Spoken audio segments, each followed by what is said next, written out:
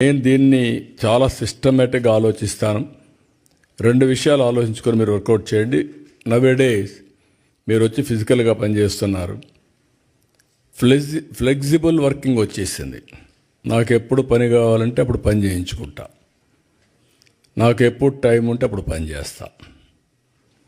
Physical virtual reality. ఫిజికల్గా అవసరమైతే తప్పకుండా driver 1 hour 2 hours 3 hours driving చేయాలి.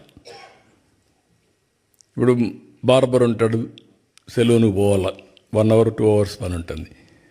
50% ఆఫ్ ది వర్క్స్ ఒక్కొక్కసారి ఆన్లైన్లో అయిపోతాయి.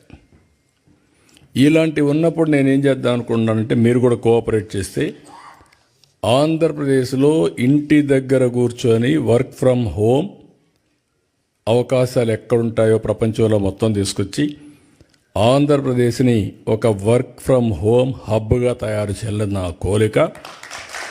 చాలామంది ఉమెన్ ఉన్నారు, చదువుకున్నారు,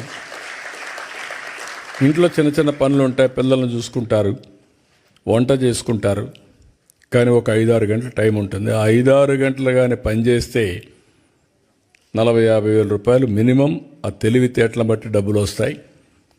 అదే మరి కోవర్కింగ్ స్పేస్ కానీ, ఇంకొక పక్కన జీసీసీ కానీ, ఇలాంటివన్నీ కూడా నాలెడ్జ్ ఎకానమీలో తీసుకుపోవాలనుకుంటున్నాను.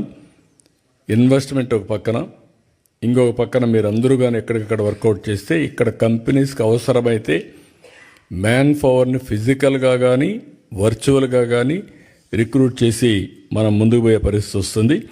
ఈ విషయం కూడా మీరు గుర్తుపెట్టుకోవాలి.